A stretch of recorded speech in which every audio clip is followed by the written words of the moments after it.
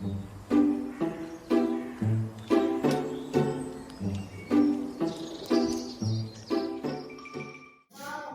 guys, perkenalkan nama saya Hansen tadi dengan NIM 3022111059. Halo guys, perkenalkan nama saya Leonardo Sofia Alfredi dengan NIM 3022111034. Halo teman-teman, kenalin nama aku Debriani dengan NIM 3022111023.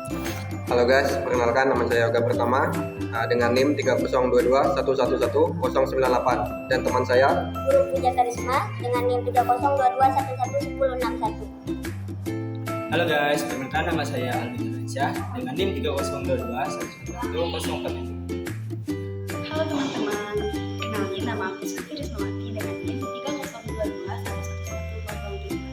3022111015. Halo guys, perkenalkan saya Sari Samira dengan NIM 3022111014. Di sini, kelompok kami akan menjelaskan materi tentang valuta asing.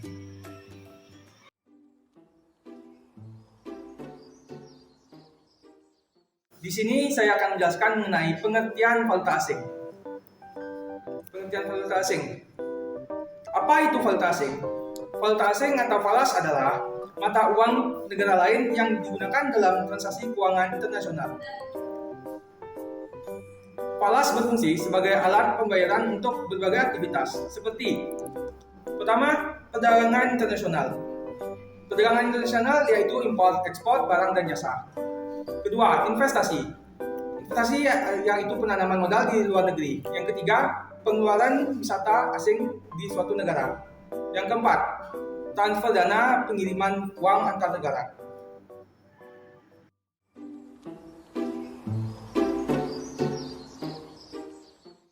Saya di sini akan menjelaskan materi yang berkaitan dengan fungsi valuta asing. Sebagai alat pembayaran internasional, memfasilitasi transaksi perdagangan dan keuangan antar negara dengan mata uang yang berbeda. Yang kedua, melindungi nilai hedging, melindungi nilai aset atau kewajiban dari fluktuasi kurs mata uang. Yang ketiga, spekulasi, mendapatkan keuntungan dari perubahan kurs mata uang.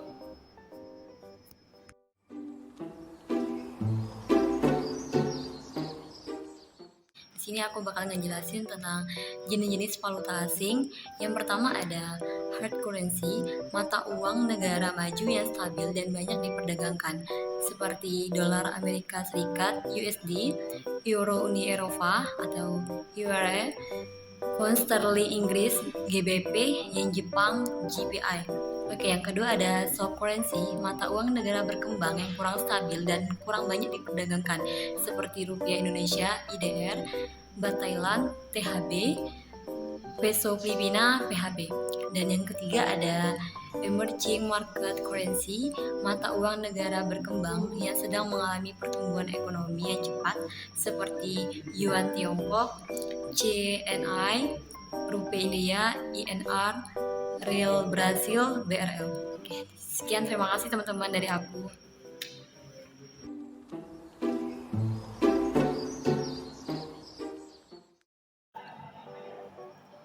Transaksi valuta asing ada 4. Yang pertama, spot, transaksi jual beli mata uang secara langsung pada saat itu juga. Yang kedua, transaksi forward, transaksi jual beli mata uang dengan harga yang disepakati saat ini tetapi penyerahannya dilakukan pada waktu yang akan datang.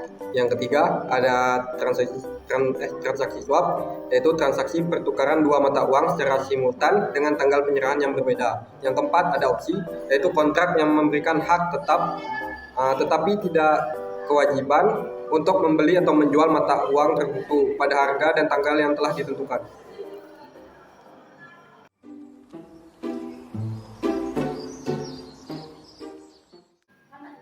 Baiklah, saya akan menjelaskan materi tentang faktor yang mempengaruhi kurs valuta asing. Yang pertama, ada kebijakan moneter, keputusan bank sentral tentang suku bunga dan jumlah uang beredar. Yang kedua, ada kondisi ekonomi, yaitu tingkat pertumbuhan ekonomi, inflasi, dan pengangguran.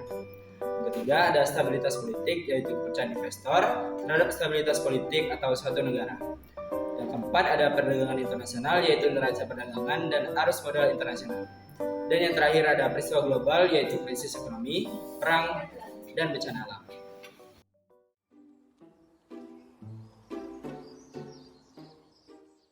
Nah, di sini aku akan berbagi tips pemula dalam trading valuta asing teman-teman.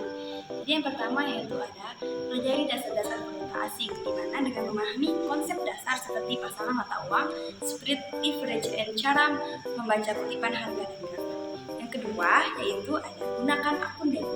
Praktikkan strategi trading menggunakan akun demo, membantu pemahaman platform trading dalam menguji strategi tanpa risiko finansial. Terus yang ketiga yaitu pelajari analisis teknikal dan fundamental.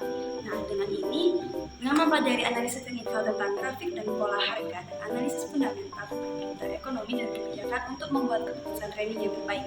Jadi selanjutnya yaitu ada pantau berita ekonomi. Nah, di sini teman-teman harus selalu up to date tentang berita ekonomi dan peristiwa global yang dapat mempengaruhi harga pasar.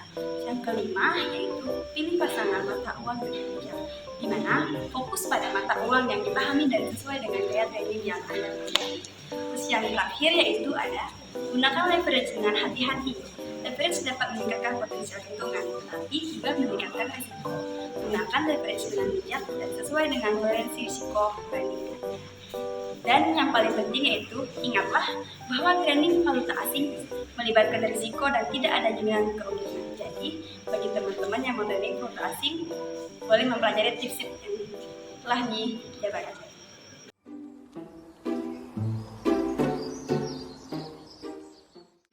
Materi selanjutnya yaitu sumber informasi valuta asing. Yang pertama ada Bank Indonesia, di mana Bank Indonesia atau Bank Sentral memiliki peran dalam mengelola cadangan devisa negara dan memastikan ketersediaan mata uang asing untuk keperluan perdagangan internasional serta menjaga stabilitas nilai tukar. Yang kedua, Bloomberg, di mana Bloomberg ini adalah platform berita dan keuangan, salah satunya yaitu sumber valuta asing, di mana Bloomberg ini menyediakan data real time, berita, analisis, dan grafik terkait dengan pergerakan mata uang global. Dan yang ketiga yaitu Reuters. Reuters adalah perusahaan berita internasional yang menyediakan berbagai informasi termasuk valuta asing. Reuters ini menyediakan data kurs mata uang, berita ekonomi, dan analisis yang relevan untuk pasar valuta asing. Dan yang keempat yaitu investing.com, di mana investing.com ini sebagai sumber valuta asing yang memberikan berbagai informasi seperti nilai tukar mata uang, grafik pergerakan harga, berita ekonomi, dan analisis teknik yang dapat membantu investor dan trader dalam mengambil keputusan terkait investasi di pasar valuta asing.